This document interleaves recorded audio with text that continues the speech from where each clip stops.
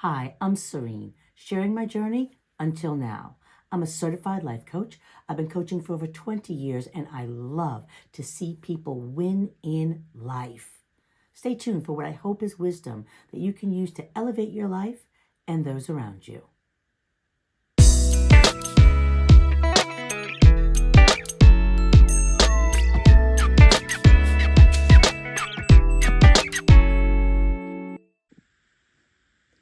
During this past holiday season, I've had so many of my clients inquire as to how to deal with toxic people.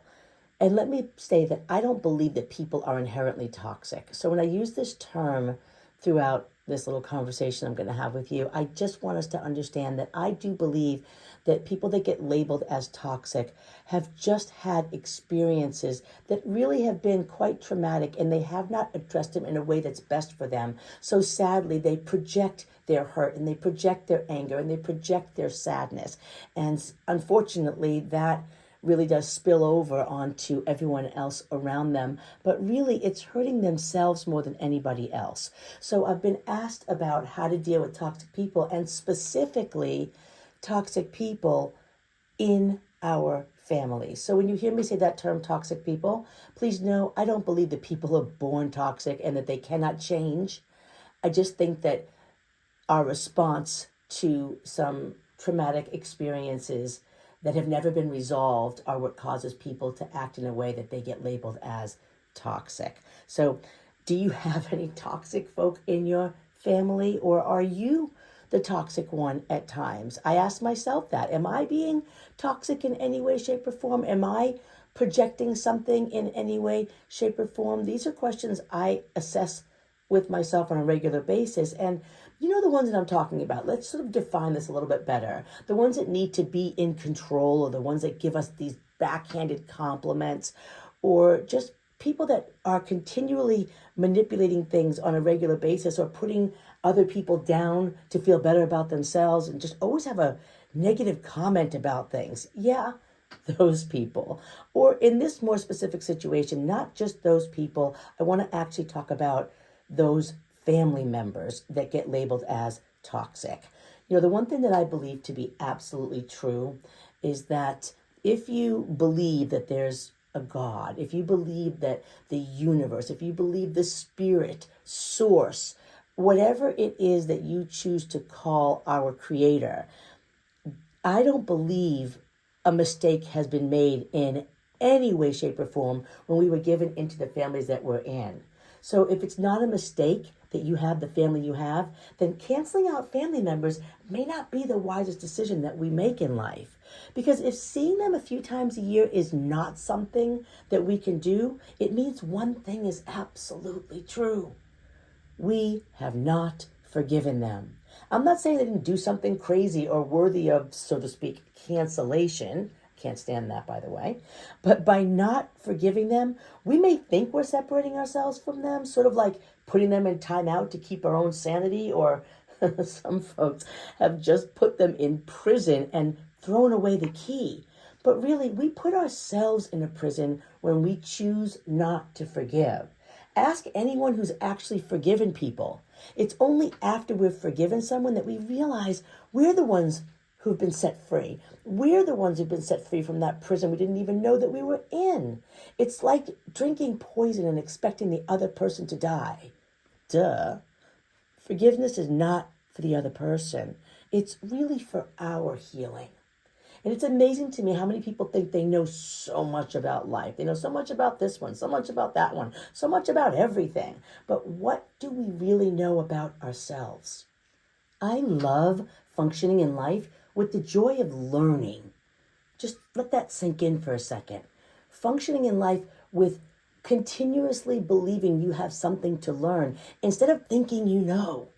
And what that allows us to do is continuously grow. The joy of learning really is a beautiful way to function, because if you don't think you know everything about whatever subject is being addressed, or you feel this need to one up somebody else or whatever it may be, then instead you're allowing yourself to listen and hear what the other person has to say, regardless of your opinion of them. You can learn from anyone. You can learn from a donkey. Think about this. You can learn from anything. So if we have this choice on how we are able to move through life, I would prefer the joy of remembering that I can continuously learn instead of thinking that I know. And this way here, I can continuously grow. And what if you could see toxic people, especially the ones in our family, as a gift? Really, I mean this. Think about it for a second. It's like a gift of healing. And realistically speaking, we can't heal what we don't understand. It's just like you can't rise above what you haven't faced. And I don't believe that we're put in the middle of the storm to drown, but to learn how to swim. So, what do you see when you think of, or when you're actually addressing face to face toxic folk? Disrespect, anger, manipulation, control? I mean, here's the real question. Do we see any of those things in ourselves? Even if it's in response to them. Do you respond in an angry way? Do you respond in a way that you feel like you need to get back control? They're not going to do this to me. This is why it's a gift. People are mirrors to each other. If we see our reflection in that toxic person, that's what causes us to be angry. Otherwise, our response would be acknowledging their pain. Our response would be recognizing their limitations and the fact that they're lashing out at us because of their own insufficiencies. If our response is to get angry like they do, or feel the need to gain back control like they do, or manipulate the situation like they do, you're not actually fighting them. You're fighting yourself. This is not, rocket science in the sense that it's really a basic principle. Like if somebody calls you a bitch, and you know for a fact you're not one, and that you've done nothing to warrant this, you actually do not get upset. You really don't, because you know that you're not that. You just think, gosh, they're crazy, or they're having a bad day, or what's their problem? Because you realize the problem is on them.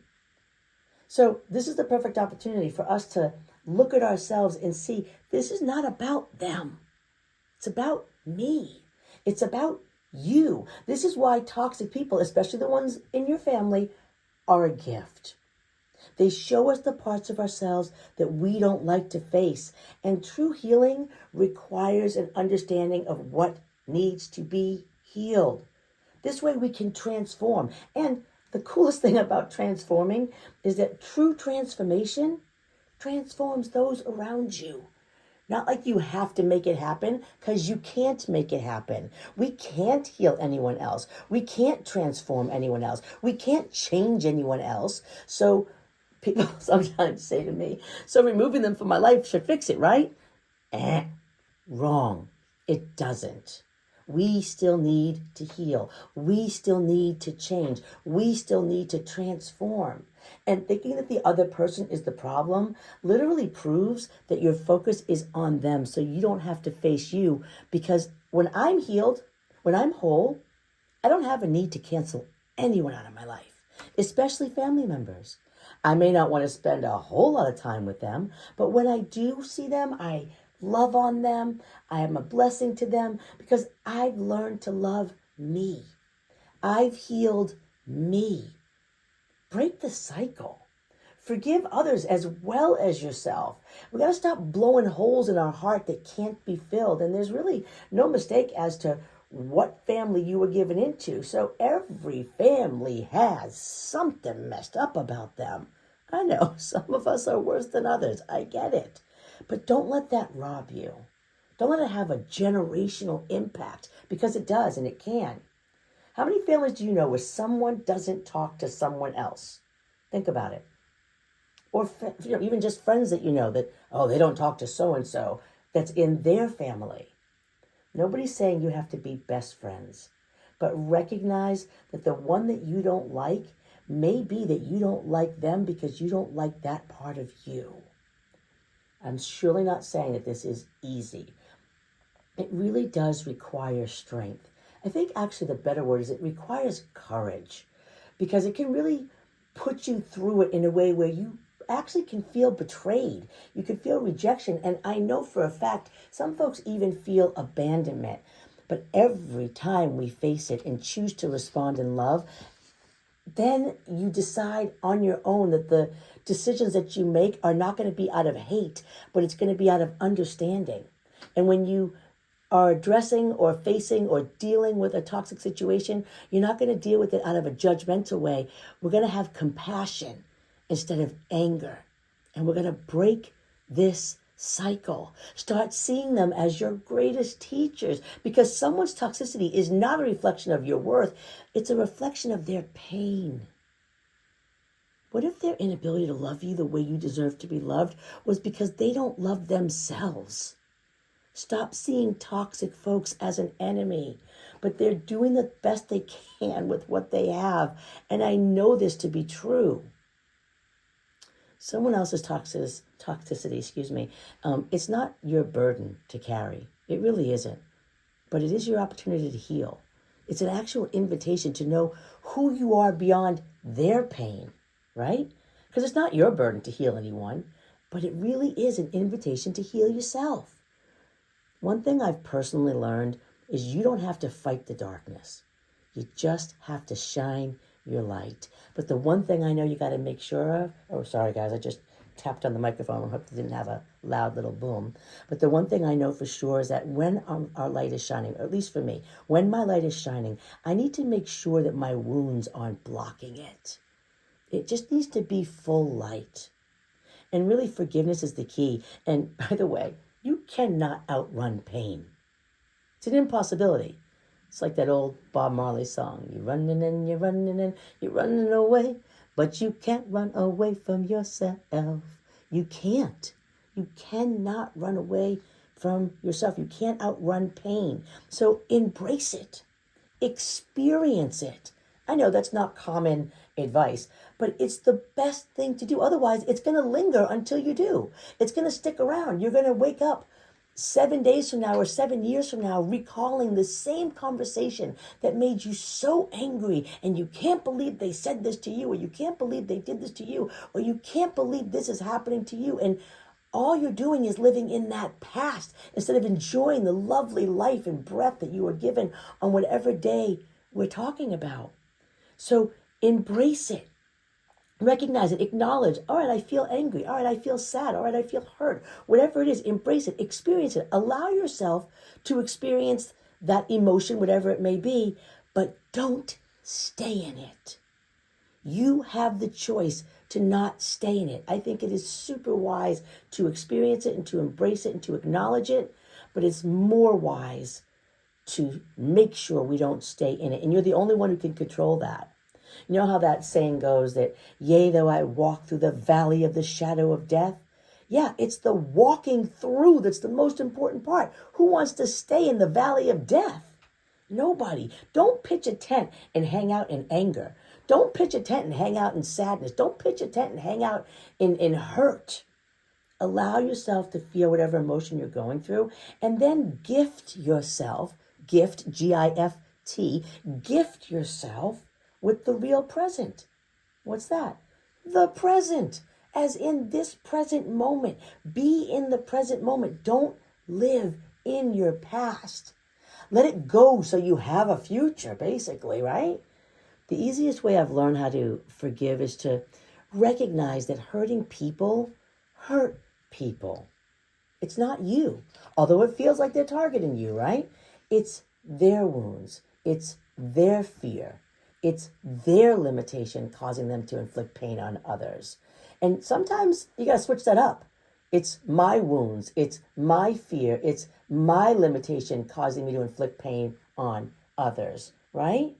And when I recognize this, then I have compassion and sometimes pity.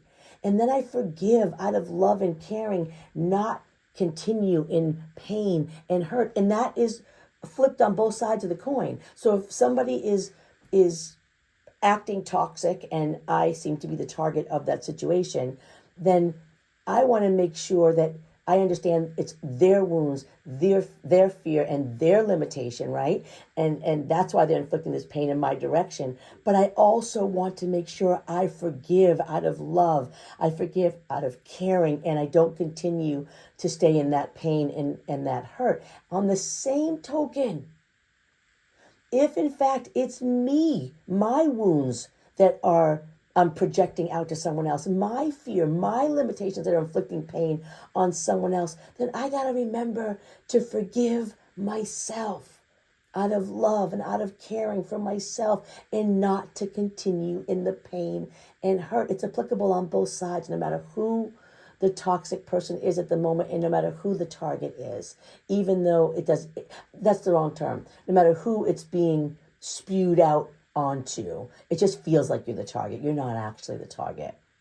It's just you have become the focus because someone who's experiencing that kind of pain doesn't know how to focus on themselves and figure out where that pain is coming from. But that's what I'm hoping, what I'm saying today is going to help whoever's listening to this. And this is not because you're toxic all the time. Some of us are just toxic on occasion.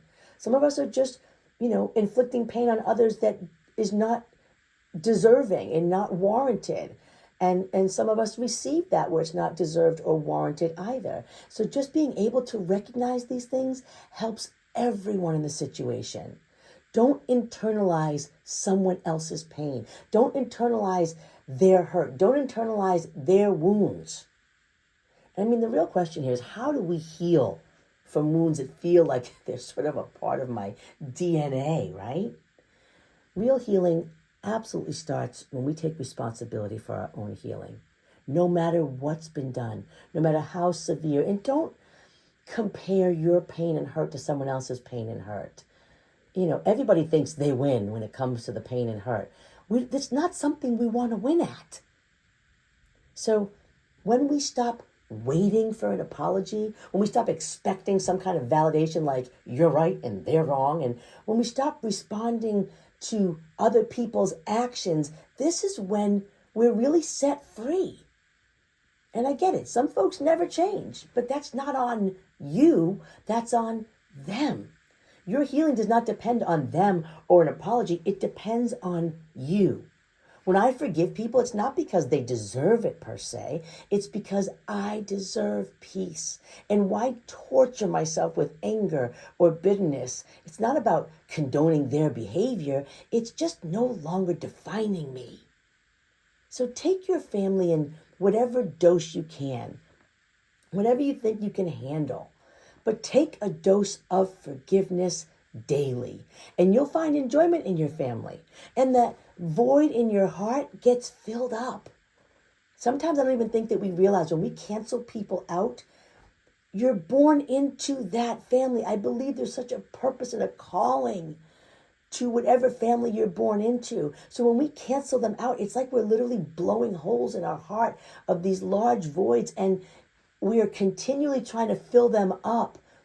I don't even really want to call it a void, because a void can be a very positive thing. Sort of like a potter who's creating a beautiful artistic vessel, right? And as they take that lump of clay and turn it into something spectacular, the void, the empty space inside that vessel is the most important part, because now you can fill it with whatever you want. So I think void is not the right word, but maybe just blowing holes in your heart, period.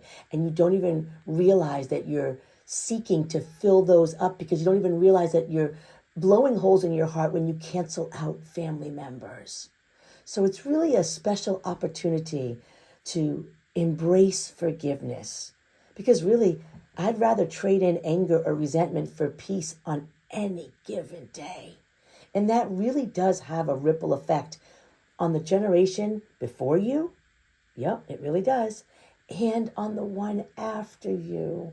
And that is so near and dear to my heart, because those of us who have children, we know how we really do want to set an amazing example in any way that you can, at whatever point in time you can. I hope this gave somebody some kind of insight. And until next time, shine.